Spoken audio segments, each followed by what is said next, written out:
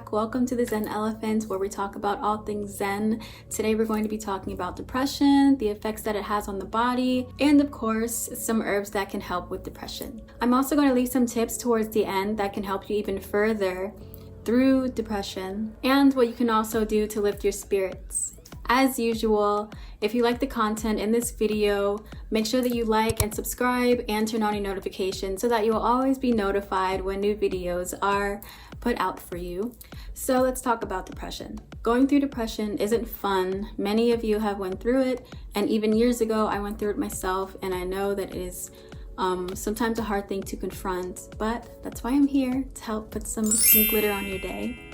We know that there are many different symptoms of depression since everyone experiences different situations throughout their own lives. It can leave you feeling sad, detached, trapped, lonely, hopeless, drained, and unmotivated, and I'm sure a few other things as well. So first I'm going to talk about what happens in the body and what can cause depression. So depression is a nervous system disorder, meaning that the nervous system is out of balance. These imbalances affect the brain, even more specifically the nerves of the brain. So let's talk about how important vitamins are. There are links to vitamin deficiency when it comes to dealing with depression. They've actually found that vitamins B and C, when you are deficient in those vitamins, it can actually cause an imbalance of the brain and cause you to feel more symptoms of depression. So mainly B vitamins, they really work together. It's the B vitamins in your brain that really affect your mood.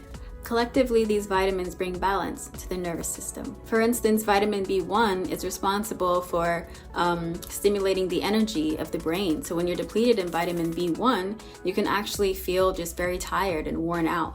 Vitamin B5 is important for reducing stress. B12, B3, all of these amazing vitamins work together. They synergize with each other and they create complete balance. It is even noted that vitamin B6, it works with vitamin C. It produces serotonin in the brain, which helps you to feel calm, and it also helps you to get a good night's rest. So it's really important for you to figure out if you're getting all of these vitamins and the nutrients that your brain really needs to function at a very optimal level. So there's absolutely nothing wrong with getting a vitamin B complex capsule, but we really want to make sure that we're incorporating these vitamins in our food, making sure that they are a staple in our diet. That way your body can be saturated with all of these amazing vitamins and you will always maintain homeostasis within your body. So you can really get all of these B vitamins in brown rice, grains, nuts, seeds. You can get them in green leafy greens. You can get them in dark leafy greens, as well as nutritional yeast. Now, not to cook with the nutritional yeast, but to sprinkle it over your food after your food is cooked. Now let's get into some of the herbs that actually help with depression. The herbs that I will be listing are more nervine herbs since we are working with the nervous system.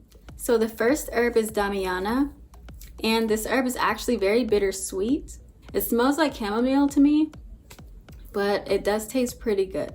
This herb, along with the rest of the herbs that I'm going to be talking about today, all help ease the symptoms of depression, and they actually restore the nervous system. So it's not like you're really just suppressing your depression, you're actually healing your nervous system so that your mood may rise. Next, we have California poppy, which also helps with stress and depression, of course, as well as linden flower. I really notice with linden flower, it makes it very hard for you to overthink.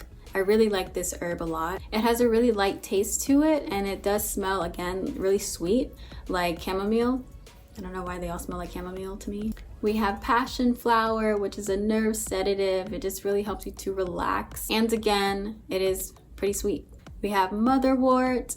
And motherwort is actually kind of bitter, but the effects from it are really amazing. You feel really calm. You can also use lemon balm, chamomile, lavender. Marshmallow root is an amazing nervine demulcent that really helps to coat the nerve endings and really soothe them. Now, in addition to adding these vitamins and these herbs to your diet so that you can nourish your nervous system, it's also very important to do external activities that will help you as well.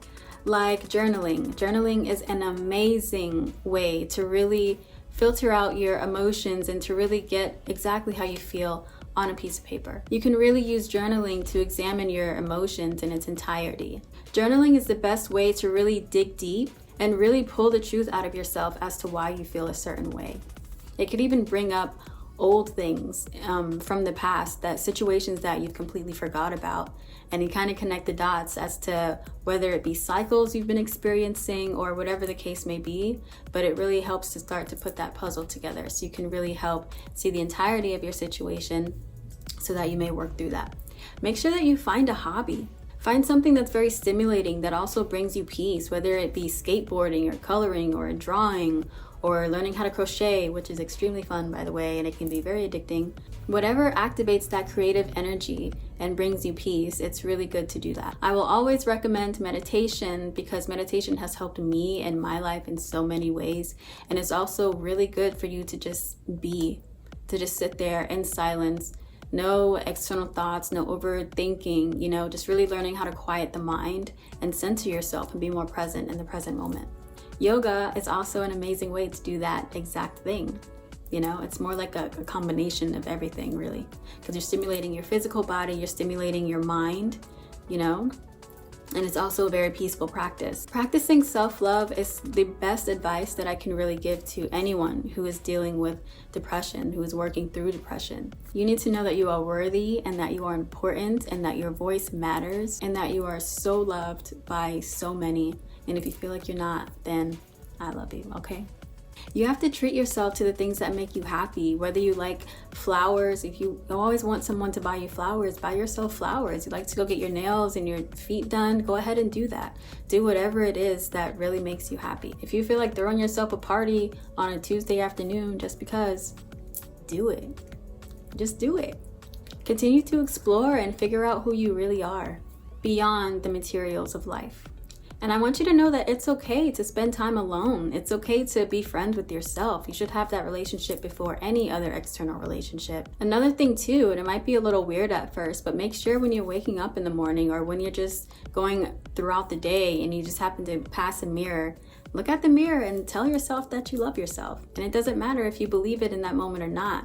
The more that you continue to do that, it creates a pattern in your brain and you're gonna believe it anyway. And then you're gonna find out that this whole time you're like, hey, I do love myself. I do value myself. I do respect my own opinion. I do respect my space. Hey, maybe I should have these boundaries.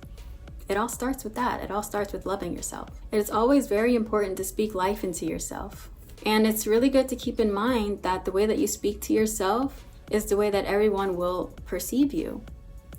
So keep that in mind too. It's always a really good practice to be kind to yourself. Remind yourself that you're feeling better every single day and every moment. Claim that. Claim it into your reality. So, on that note, we're gonna end it on that. I hope that you guys really enjoyed this episode. As usual, I will have a tea recipe in the description box below. Let me know, give me some feedback on how you're enjoying the teas. Also, if you have any ideas and anything that you would like for me to make a video on, leave that in the comment box as well, because I value all of your opinions. And with that, I ask that you guys have a very blessed day, and I'll see you next time.